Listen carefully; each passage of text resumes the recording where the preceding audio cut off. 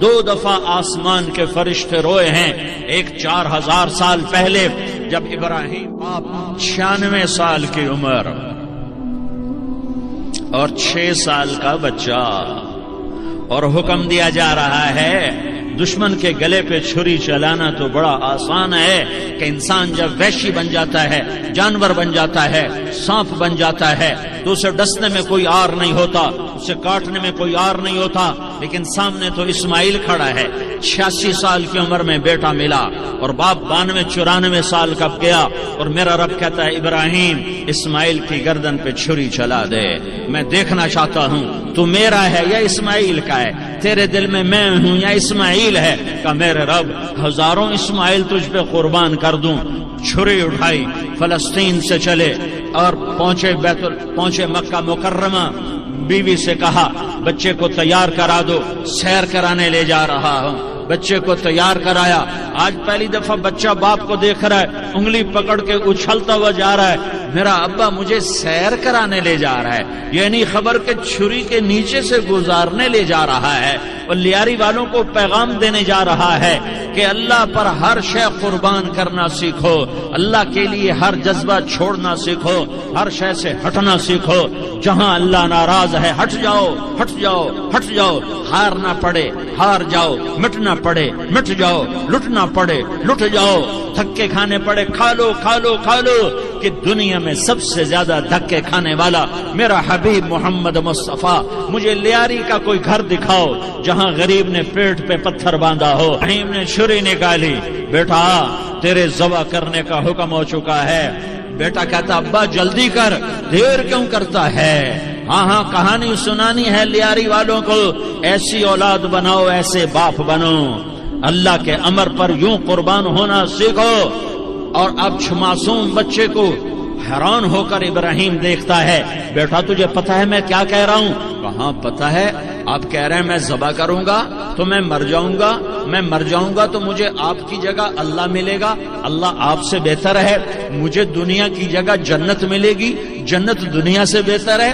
پھر معصوم بچے کو ماں یاد آ جاتی ہے، پھر کہتا ہاں مجھے اپنی ماں کا غم ضرور ہے، اسے بڑا صدمہ ہوگا میرے مرنے کا، تو اپنا گریبان کھولا اور کرتا اتارا، کہا ابا میں جب مر جاؤں تو یہ کرتا سنبھال لو، یہ میری ماں کو دے دینا، یہ میری نشانی اس کے پاس رہے گی، جب کبھی میں یاد آؤں گا میرا کرتا دیکھ لیا کرے گی، اور تو اپنے کرتے میں مجھے کفن دے کر ادھر ہی دبا دینا، مجھے ادھر مکے نہ لے جانا کہ میری میت کو دیکھ کر میری ماں کو بڑا دکھ ہوگا، مجھے ادھر دبا دینا۔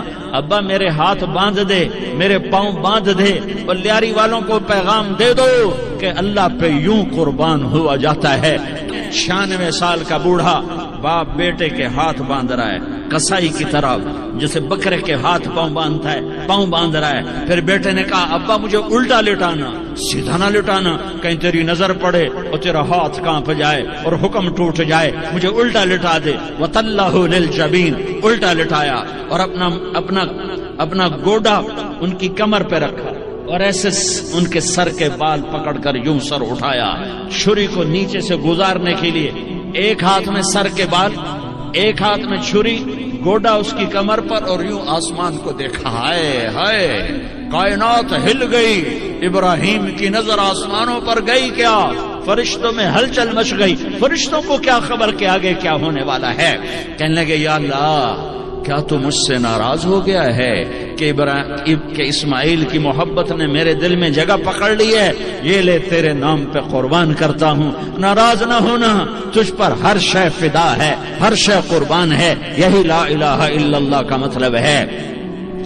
چھری چلائی، جب یہ کہا یا اللہ میں تیرے نام پہ اسماعیل کو قربان کرتا ہوں، 7 آسمان کے فرشتے زارو زار روئے کہ فرشتوں کو نہیں پتا آگے کیا ہونے والا ہے۔ دوسری دفعہ 4000 سال بعد کی جو صبح ہے اللہ نے والفجر اس کی قسم اٹھائی، پھر ولیال عشر، 1 سے 10 ذوالحج کی جو راتیں ہیں ان کی قسم اٹھائی، وہ شفع یہ 10 کے دن کی قسم اٹھائی، والوتر، اور یہ اللہ تعالیٰ نے 9 تاریخ کی قسم اٹھائی، واللیل اذا یسر، اور یہ 9 اور 10 کی درمیانی رات کی اللہ تعالیٰ نے قسم اٹھائی یہ کسی بھی ٹائم کی، دن کی، مہینے کی، سال کی اس طرح اللہ تعالیٰ نے خوبصورت انداز میں قسم نہیں اٹھائی جیسی اللہ تبارک و تعالیٰ نے یہ ان 10 دن راتیں، 9 کا دن، 10 کا دن، 10 کی رات، 10 کی صبح ہو. اور اللہ کے نبی کا فرمان ہے کہ ان 10 دنوں میں اللہ تعالیٰ کو جتنی عبادت پسند ہے وہ اور کسی دن میں بھی پسند نہیں. اور اس میں کوئی شک نہیں، ان 10 دنوں میں سب سے بڑی عبادت وہ حج ہے، جس کو اللہ تعالیٰ نصیب فرمائے اور جس کے مقدر میں فرمائے. حج ان 10 دنوں کی سب سے بڑی عبادت ہے. عرفات کی ایک دن کی حاضری وہ 10 لاکھ دن کی حاضری یا 1 لاکھ دن کی عبادت کے برابر ہوتی ہے. اور عرفات کے دن کی حاضری میں اللہ تعالیٰ کا ارشاد ہوتا ہے، میرے بندو آج اتنے گناہ لے کر آؤ، جتنے بارش کے قطرے، جتنے درختوں کے پتے، جتنے ریت کے ذرے، جتنے گردش ایام میں جب سے ٹائم شروع ہوا ہے اس میں بننے والے دن اور رات، اور یہاں کے توبہ کرو میں سب معاف کروں گا. اور عرفات کے دن جتنا شیطان ذلیل ہوتا ہے اتنا کسی دن بھی ذلیل نہیں ہوتا. اور میرے محبوب صلی اللہ علیہ وسلم نے یہ دن حج کا، عرفہ کا زور اثر کٹھی پڑھ کے پھر سارا دن شام تک کوئی 5-6 گھنٹے مسلسل دعا مانگی.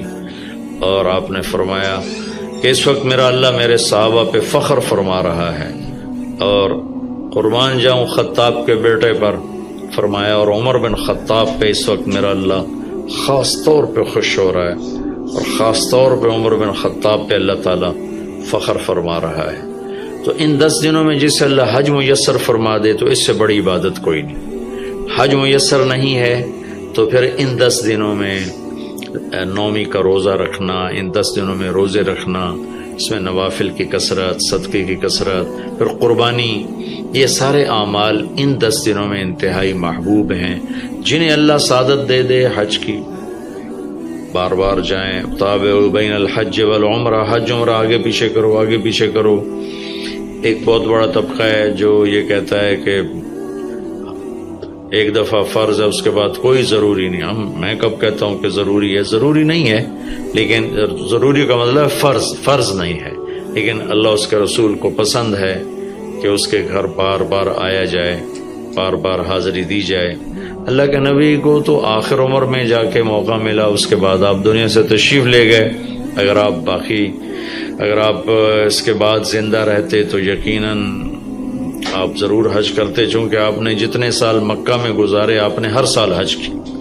نبوت کے اعلان سے پہلے بھی اور نبوت کے اعلان کے بعد بھی آپ نے مسلسل حج کی. اور 4 عمرے آپ نے فرمائے زندگی میں پر 4 عمر. ایک عمرہ مدینہ سے خاص طور پر تشریف لائے جس کو ہم صلح حدیبیہ کہتے ہیں.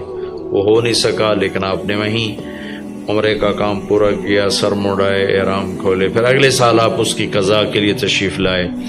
پھر ایک عمرہ آپ نے فتح مکہ کے بعد جعرانہ سے احرام باندھ کے تشریف لائے اور عمرہ کیا. اور ایک عمرہ آپ نے اپنے حج کے ساتھ کیا. صدیقی دور میں پہلا سال جنگوں میں گزر گیا، دوسرے سال صدیق اکبر اب تشریف لائے. فاروقی دور میں عمر بن خطاب رضی اللہ تعالیٰ 10 سال حکومت کی، 10 سال حج کیا، ہر سال حج پہ تشریف لائے. عثمان رضی اللہ تعالیٰ عنہ نے اپنی خلافت کے دور میں جب تک امن رہا ہر سال حج کرتے رہے. جب فساد شروع ہوا تو آپ رکے، اس میں شہید ہو گئے. علی رضی اللہ تعالیٰ عنہ کو موقع نہیں ملا، جنگوں میں زندگی گزر گئی اور اسی میں آپ اللہ پاک کی بارگاہ میں پہنچ گئے. تو لیکن باقی 3 ساتھیوں کی خلافت کے دور میں آپ نے بکثرت حج اور عمرے کیے. تو دین کے کسی عمل کو یوں کہہ کر ہلکا نہیں بنانا چاہیے کہ اس کی کیا ضرورت ہے، اتنا پیسہ خرچ کرتے ہیں، اس کی کیا ضرورت ہے، کسی غریب کو دے دیا جائے. یہ اس طرح تقابل نہیں کرنا چاہیے کہ اللہ کے گھر کی حاضری کو اتنا ہلکا نہیں سمجھنا چاہیے. میرا اللہ بلائے تو بار بار جانا چاہیے، اور جس کو اللہ توفیق دے عمرے پہ جائے، حج پہ جائے. ہاں غریبوں پر بھی خرچ کرے، اپنے رشتہ داروں پر خرچ کرے، ضرورت مندوں پر خرچ کرے. لیکن اللہ کے فضل سے امید ہے جو اس طرح اللہ کے گھر جانے پر خرچ کرتے ہیں تو اپنے اللہ کے فضل سے غریبوں پر بھی خرچ کرتے ہیں. اس کو آپس میں یوں اس کا مقابلہ نہیں کرنا چاہیے، یہ چیز اللہ کو پسند نہیں ہے۔ شہنشاہ کے، دنیا کے سب سے بڑے بادشاہ کے دربار میں حاضری کو ہم اتنا ہلکا نہ سمجھیں، بہت بڑی سعادت ہے۔ حضرت امام حسن کی سنا دیتا ہوں۔ امام حسن رضی اللہ تعالی عنہ نے 20 حج پیدل کیے، مدینہ سے پیدل تشریف لاتے تھے اور حج فرماتے تھے۔ 20 حج، یہ تو اہل بیت کے حج